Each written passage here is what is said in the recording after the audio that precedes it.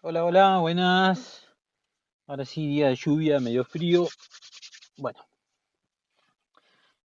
eh, ya tengo mi caramelito reglamentario, así que arranquemos con lo visto en la última clase con Leonetti, o como sea que se llame.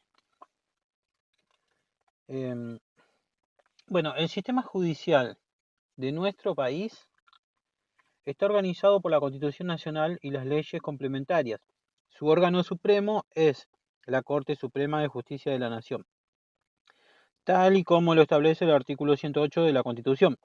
Dice, el Poder Judicial de la Nación será ejercido por una Corte Suprema de Justicia y por los demás tribunales inferiores que el Congreso estableciere. En la práctica esto significa que la Constitución crea al máximo tribunal y delega en el Congreso la creación de los demás juzgados federales. De acuerdo con los textos constitucionales de los artículos 116 y 117, la Corte Suprema y los tribunales inferiores conocen en los asuntos que versen sobre cláusulas constitucionales, leyes nacionales y tratados internacionales, además de casos especiales como causas contra embajadores o cuando una provincia es parte de la controversia.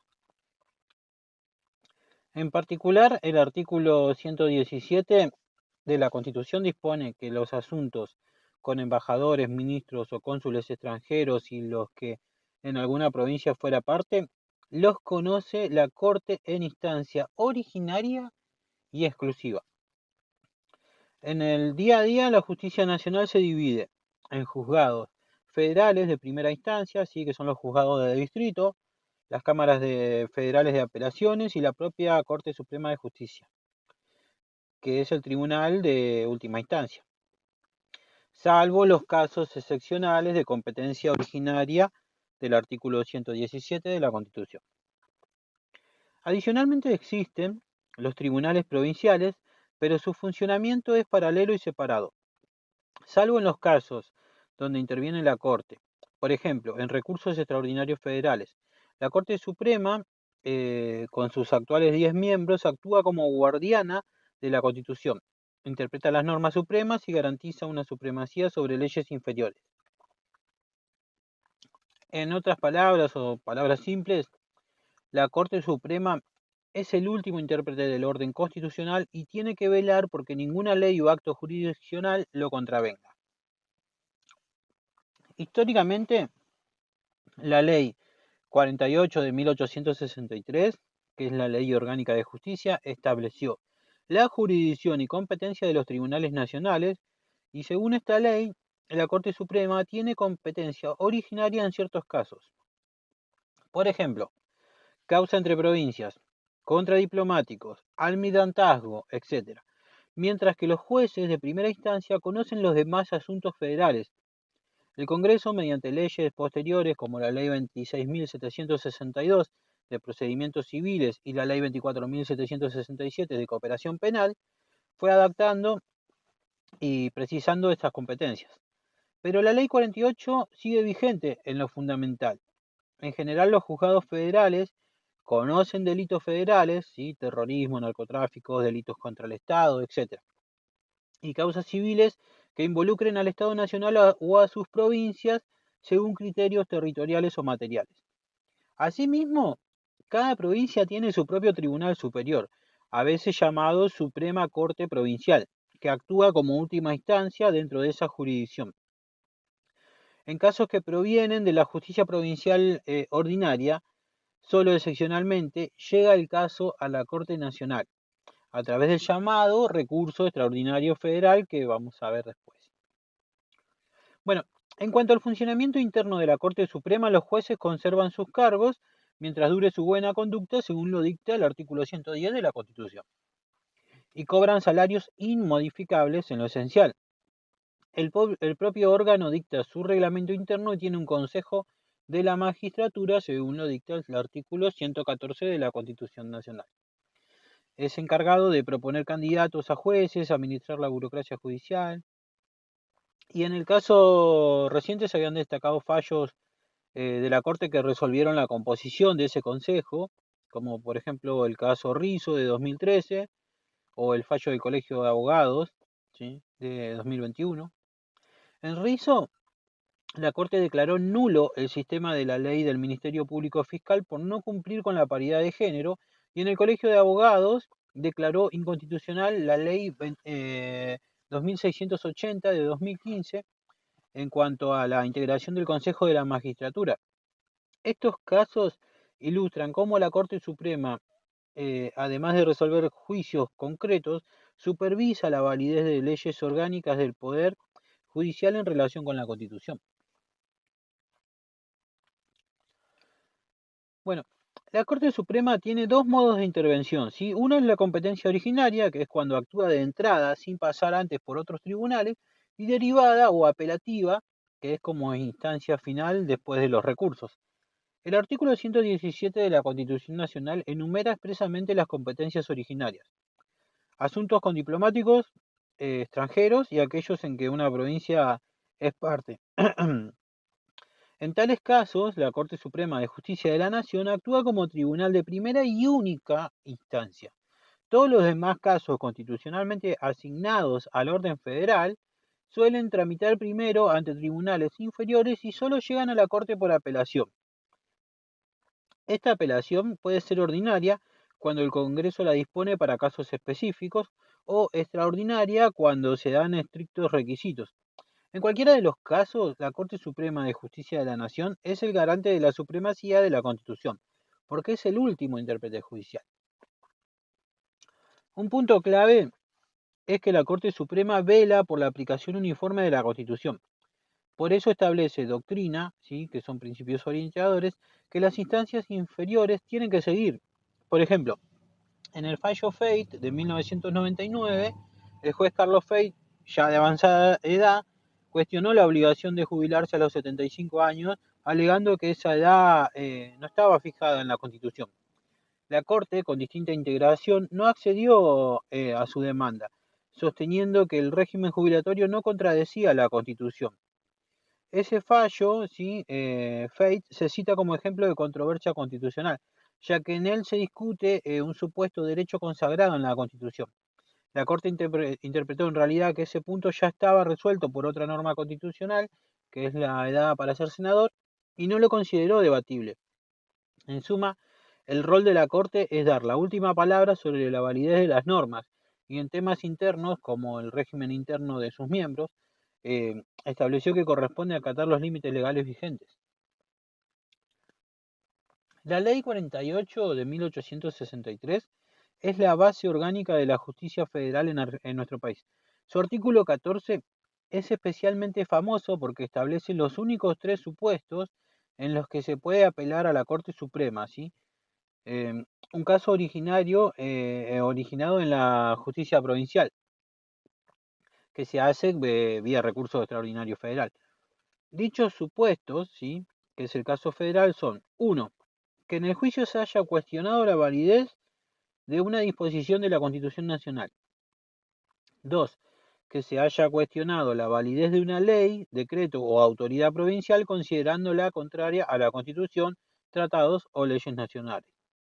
3. Que se haya cuestionado la validez de un derecho, privilegio o exención basado en la Constitución, un tratado o una ley nacional, y la decisión judicial haya sido en contra de esa validez. En términos simples, para llegar por esta vía a la Corte se tiene que estar discutiendo un conflicto de normas que rompe la pirámide normativa. Por ejemplo, se invoca que una ley provincial viola la Constitución, y además haberse planteado expresamente ese planteo, ¿sí?, que es la reserva del caso federal. El Código Procesal Civil y Comercial de la Nación, en su artículo 256, recoge expresamente ese régimen, ¿sí? Dispone que el recurso extraordinario ante la Corte procede solo en los casos previstos por el artículo 14 de la Ley 48. De esta forma se combina la Constitución, ¿sí?, con los artículos 108, 116, 117, con el desarrollo legislativo, ¿sí?, la Ley 48 y el Código Procesal, para fijar una doble exigencia: que la cuestión jurídica planteada sea federal, ¿sí?, es decir, que involucre interpretación de la Constitución, tratados o leyes nacionales, y que se haya reservado ese planteo en el tribunal inferior. Si no se cumple cualquiera de estas condiciones, la Corte no va a admitir revisar el caso. Bueno, por ejemplo, el profesor explicaba que no basta con que haya una norma nacional en el litigio. Si la sentencia inferior aplica normalmente una ley nacional sobre una norma provincial, no hay una cuestión federal y no procede el recurso. Solo hay cuestión federal que habilita el recurso si la sentencia rechaza la validez de la norma constitucional, del tratado o de la ley nacional en juego. El inciso tercero de la ley 48 lo expresa. Cuando la inteligencia de alguna cláusula de la Constitución o de un tratado o ley del Congreso haya sido cuestionada y la decisión sea contra la validez del título, derecho, privilegio o exención que se funda en dicha cláusula, entonces solo los casos de conflicto constitucional justamente fundados son apelables a la Corte. El recurso extraordinario federal es el medio procesal para que un litigio concluido en la justicia ordinaria, sea provincial o nacional, llegue a la Corte Suprema de Justicia de la Nación. Sus requisitos incluyen existencia de sentencia definitiva dictada por el Tribunal Superior de la causa, es decir, la última instancia ordinaria que intervino, el plazo de presentación, que son 10 días desde la notificación de la sentencia final del tribunal, y el gravamen o agravio irreparable que causa la sentencia. La sentencia definitiva debe ser un fallo que agota la instancia judicial, no meramente interlocutorio, proferido por el tribunal de última jerarquía que conoció el caso. Es decir, no se puede ir directo de un juzgado de primera instancia a la Corte. Primero tiene que pasar por la Cámara de Apelaciones Provincial o Nacional o la Suprema Corte Provincial. En la Ciudad Autónoma de Buenos Aires, de modo similar, la Corte porteña actúa como Tribunal Superior Local. Plazo y agravios. A ver, el recurso se interpone por escrito dentro de los 10 días de notificada la sentencia definitiva y dicha sentencia tiene que haber causado un perjuicio aún vigente, ¿sí? Un agravio irreparable a la parte recurrente. El agravio debe subsistir al momento de la presentación del recurso, de modo que la Corte no falle en abstracto. Por ejemplo, si la sentencia inferior decide algo en perjuicio de la parte recurrente, ese daño debe seguir presente hasta el inicio del recurso, porque si desaparece, por ejemplo, si se muere la persona afectada antes de apelar, ya no habría nada concreto que proteger. Cosa juzgada. La sentencia inferior no debe haber adquirido firmeza antes de recurrir, porque en caso contrario la vía iba a estar cerrada, ¿sí? De hecho, si el tribunal de origen no admite el recurso, se presenta una queja ante la Corte. Pero si la propia Corte lo rechaza por inadmisible, ¿sí? Según el artículo 280 del Código Procesal Civil y Comercial de la Nación, la sentencia queda firme definitivamente. Un ejemplo mencionado en clase fue un caso político en el que la Corte rechazó el recurso por el artículo 280 sin ni siquiera entrar a resolver el fondo. Y en ese caso la parte quedó sin instancia superior. Escrito autónomo. El recurso tiene que presentarse con un escrito autosuficiente. Esto significa que la apelación debe contener en esas pocas páginas, que son 40 como máximo en la Corte, todos los antecedentes, fundamentos y la explicación del agravio, sin remitir al expediente principal. La Corte tiene que poder resolverlo solo con lo aportado en el escrito, sin necesidad de revisar el expediente de primera instancia completo. En la práctica, esto obliga a que la parte repase toda la historia del caso y mencione los folios importantes para que los jueces puedan entender el conflicto sin leer los autos físicos. De hecho, se citó como ejemplo un fallo donde la Corte criticó duramente una apelación porque su escrito no era autosuficiente. Entonces, el recurso extraordinario federal es extraordinario y restrictivo. Exige cuestión federal fundada, que es el caso federal, todos los requisitos y la Corte lo examina rigurosamente en admisibilidad. Si falta alguna condición esencial, como por ejemplo no hubo reserva del caso federal, la Corte lo rechaza sin entrar al fondo. Y debido a eso, en la práctica solo llega en un porcentaje muy reducido de casos. Bueno, además de los supuestos formales legales, la jurisprudencia de la Corte ha creado una vía excepcional llamada doctrina de la arbitrariedad. Esta vía pretoriana reconoce que aun cuando no se cumplan los requisitos del artículo 14 de la Ley 48, la Corte puede examinar una causa si la sentencia recurrida es manifestantemente arbitraria. Es decir, se utiliza cuando la sentencia fue resultado de un error grave, de hecho o derecho, según la Corte. Bajo esta doctrina, el recurso sigue siendo el extraordinario federal, pero el caso federal queda suplido por la gravedad de la arbitrariedad. Bueno, en los apuntes de la clase se explicó que la arbitrariedad es una cuarta posibilidad de acceso a la Corte. Formalmente no está normada en la ley, por eso se llama creación pretoriana.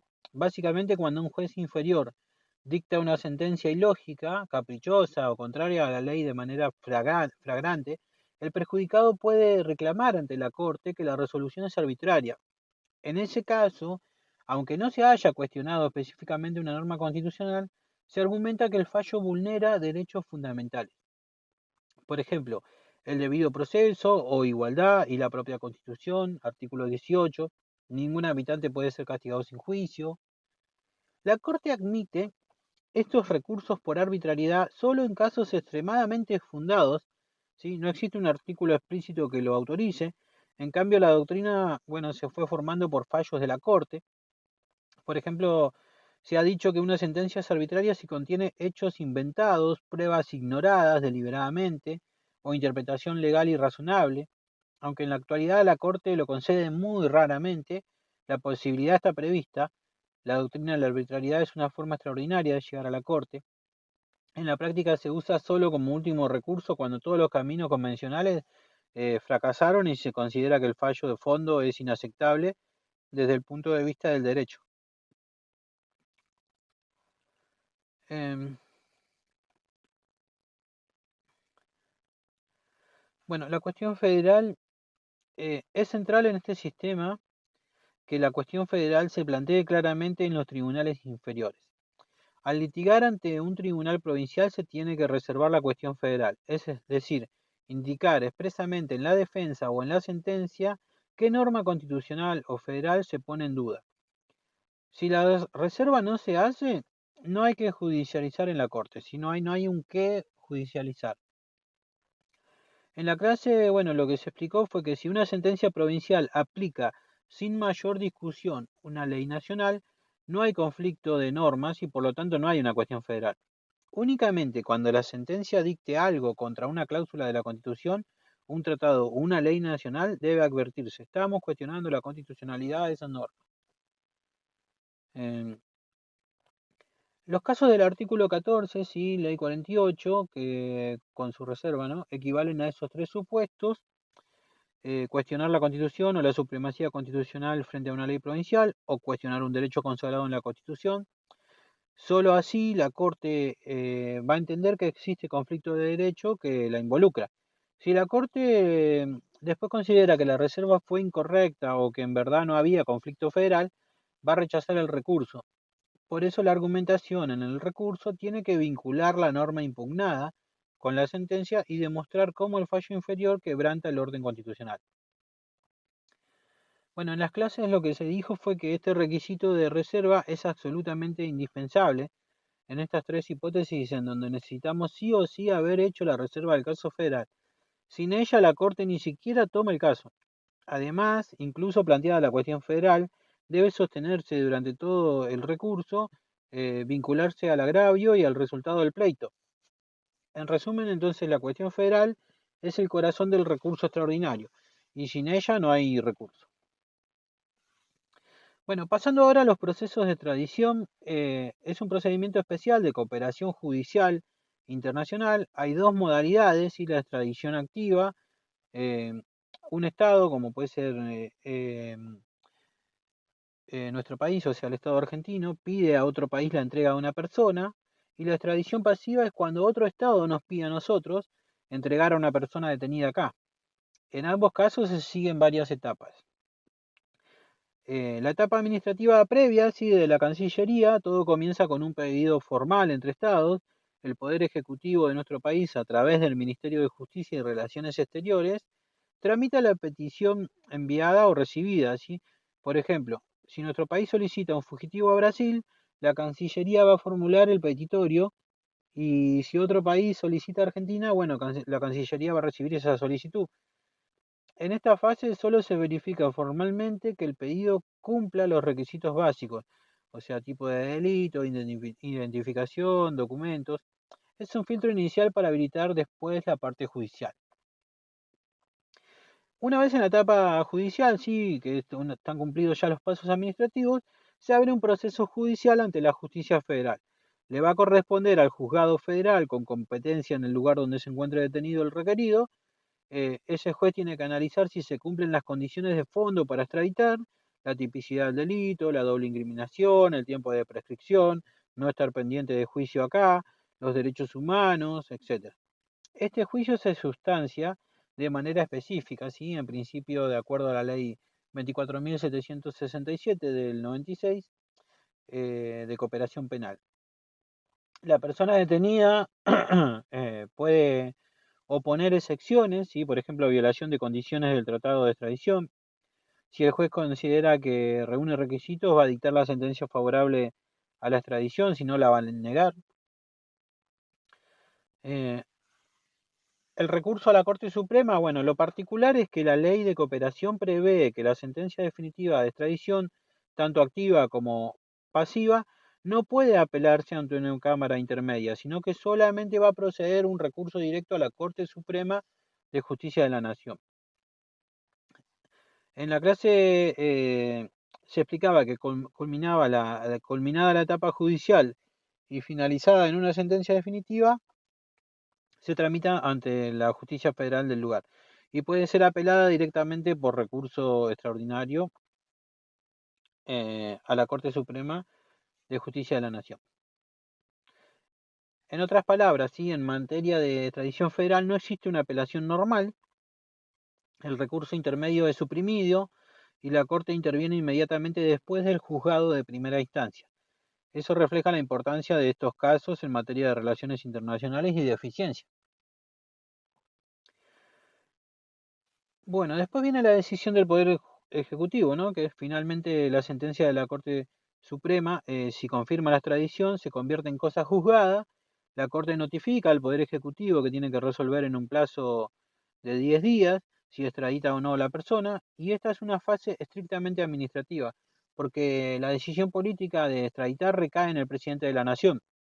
El Ejecutivo puede denegar la extradición por razones humanitarias o por tener el requerido causas pendientes en nuestro país.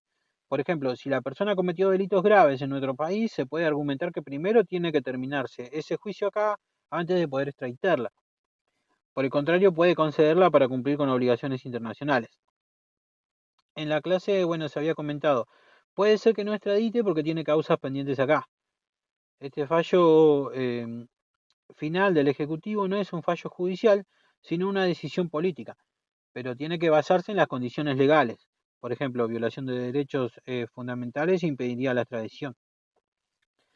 Entonces, el proceso de extradición involucra un doble control, sí, que uno es el judicial, el juez federal y eventualmente la Corte sobre los requisitos legales y el otro político, que es del Poder Ejecutivo, sobre las implicancias del caso.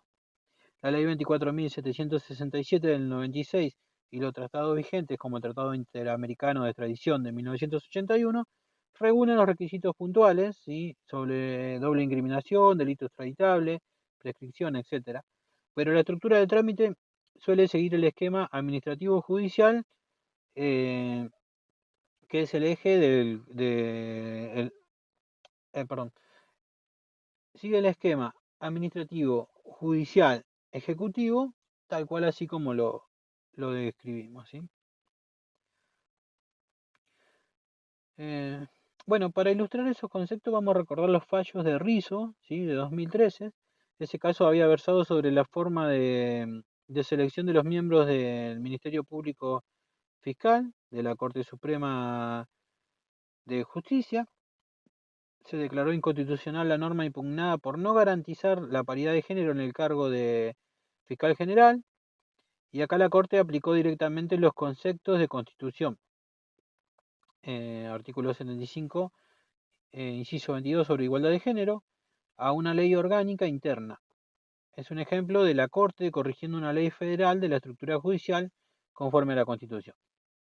En el fallo de colegios de abogados de Cava, conocido también como la causa Consejo de la Magistratura, la Corte analizó la ley 2680 del 2015 que organizaba el órgano de selección y disciplina de jueces. Se declaró inconstitucional parte de esa ley, ¿sí? El artículo segundo, inciso 4, porque violaba principios de representación y alternancia establecidos en la Constitución Nacional. Después, bueno, la Corte restauró la integración previa del Consejo, ¿sí? 20 miembros eh, elegidos 50% entre Congreso y 50% abogados, cortes, revocando la estructura impugnada. Este fallo muestra cómo la Corte aplica el derecho constitucional eh, para anular normas federales, ¿sí? En el caso Fate de 1999, aunque no se profundizó eso en clase, hay que mencionar que el caso Fate surgió cuando el magistrado impugnó la obligatoriedad de su retiro a los 75 años. El debate era si había o no derecho constitucional a la perpetuidad en el cargo. La Corte, que estaba por entonces integrada mayoritariamente por jueces como Vilota, Wibour y Argibay, había confirmado que no existía tal derecho expreso y que la ley de jubilación era válida. Este caso se suele citar como ejemplo de aplicación del artículo 14 de la ley 48. Feit argumentó un supuesto caso federal, ¿sí? Inciso primero, cuestionamiento constitucional, pero la Corte entendió que en realidad no había lugar a recurso, porque la norma no contradecía nada en la Constitución vigente. Entonces, el caso Feit ilustra cómo la Corte examina la cuestión federal y la reserva al fallar a favor del Estado. Reforzó el esquema según el cual la Corte Suprema de Justicia de la Nación es la intérprete final de lo previsto en la Constitución. Bueno, para repasar, vayamos a cuestión federal. eh, Cuestión federal compleja, ¿no? Se produce cuando existe un conflicto entre normas de distinto rango o nivel, en el que tiene que decidirse cuál prevalece conforme al principio de supremacía constitucional, ¿sí? El artículo 31 de la Constitución Nacional. En estos casos, el juez no solo interpreta, sino que tiene que resolver una colisión de normas. Em, por ejemplo, conflicto entre una ley provincial y la Constitución Nacional. Una provincia dicta una ley que autoriza fumar en bares, ¿sí? Pero una ley nacional basada en un tratado de salud pública lo prohíbe. Un empresario sancionado impugna la ley provincial por inconstitucionalidad y acá se enfrentan una norma provincial con una federal. Entonces, es una cuestión federal compleja directa. En el caso del choque entre una ley nacional y un decreto reglamentario, sí, bueno, a ver, el Poder Ejecutivo dicta un decreto que cambia el modo de calcular un beneficio provisional, pero la ley nacional establece un método distinto, entonces, eh, si el decreto contradice la ley, hay un conflicto entre normas federales e infraconstitucionales, ¿sí? Ahí es ley y decreto. Sería una cuestión federal compleja indirecta. Eh, un ejemplo de colisión entre un derecho constitucional y una ordenanza municipal. Una municipalidad prohíbe una manifestación pacífica en una plaza y los organizadores alegan la violación del artículo 14, que es el derecho a peticionar y reunirse. Acá el juez tiene que decidir si la ordenanza local vulnera la Constitución Nacional y eso ya es una cuestión federal compleja directa. Entonces, la cuestión federal compleja exige resolver una jerarquía de normas. Si la Constitución prevalece sobre una ley, es compleja directa. Y si una ley prevalece sobre un decreto o reglamento, ya es compleja indirecta. Eh, bueno, esto es lo que viene más difícil, ¿no? Bueno, vamos a repasarlo. Vamos a rearmar. Reformulación. A ver. Cuestión federal simple. Aparece cuando el conflicto versa directamente sobre la interpretación o aplicación de una norma federal o constitucional, sin enfrentarla con otra norma inferior.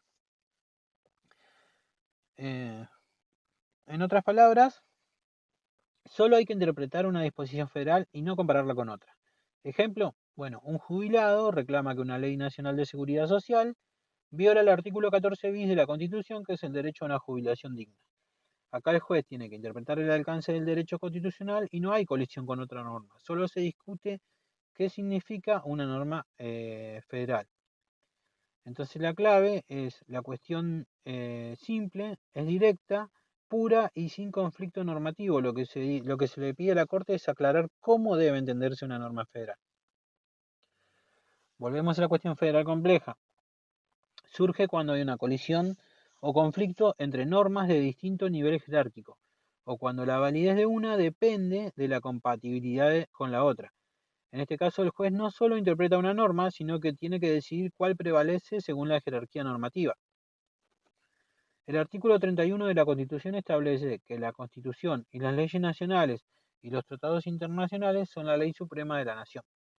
De ahí proviene el principio de supremacía que la Corte tiene que resguardar frente a normas inferiores, ¿sí?, provinciales o reglamentarias, que la contradigan. Dentro de las cuestiones federales complejas, la doctrina distingue dos subtipos, que son las directas y las indirectas. La cuestión federal compleja directa se da cuando la contradicción es inmediata entre la Constitución y una norma inferior, sea provincial, municipal o incluso nacional. En este caso, el juez tiene que decidir si esa norma inferior es inconstitucional, aplicando directamente el principio de supremacía constitucional. Por ejemplo, una ordenanza municipal prohíbe manifestaciones públicas en una plaza, los ciudadanos invocan su derecho constitucional de reunión, eh, basándose en el artículo 14 de la Constitución, y acá la Corte tiene que decidir si la ordenanza viola la Constitución. No hay paso intermedio, es un conflicto directo entre una norma inferior y la Constitución. En resumen, entonces, la norma impugnada es inferior a la Constitución, el conflicto es frontal y explícito y la Corte tiene que determinar si hay o no una inconstitucionalidad. Ahora, en la cuestión federal, que es compleja, indirecta, se configura cuando la contradicción se da dentro del propio orden federal entre dos normas nacionales de distinto rango, como por ejemplo una ley y un decreto, o una ley y un tratado, o una ley y una resolución administrativa. No hay una colisión directa con la Constitución, pero sí una violación indirecta del principio de jerarquía normativa, porque una autoridad federal, sea el Ejecutivo, el Ministerio, etcétera, dicta una norma inferior que contradice a una superior. Por ejemplo, el Congreso sanciona una ley nacional que reconoce ciertos beneficios previsionales y después el Poder Ejecutivo dicta un decreto reglamentario que restringe esos beneficios. Acá la Corte no analiza directamente la Constitución, sino la validez del decreto frente a la ley nacional. Pero el problema es federal porque involucra normas nacionales y el principio constitucional de supremacía normativa. Entonces, la contradicción ocurre entre normas federales, ¿sí?, ley versus decreto, tratado versus ley, etc. La inconstitucionalidad es indirecta porque la norma inferior vulnera la jerarquía prevista por la Constitución y el juez aplica el artículo 31 para resolver cuál es la norma que tiene que prevalecer. Entonces, para hacer una sumatoria, la cuestión federal simple se interpreta una norma federal o constitucional. No hay conflicto entre normas. Ejemplo, interpretación del artículo 14 bis sobre el salario justo. Cuestión federal compleja, hay conflicto entre normas, el juez tiene que decir cuál prevalece según la jerarquía normativa. Dentro de esa categoría dentro de esa categoría de cuestiones federales dijimos que tenemos la compleja directa, que es el conflicto entre la Constitución y una norma inferior, que es ley, decreto, ordenanza, ejemplo, la ley provincial que contradice un derecho constitucional, y la indirecta, donde el conflicto es entre normas federales de distinto rango, ley versus decreto, tratado versus ley, Ejemplo, decreto reglamentario que altera lo dispuesto por una ley nacional. Eh, bueno, hasta acá llegamos y nos vemos en la próxima.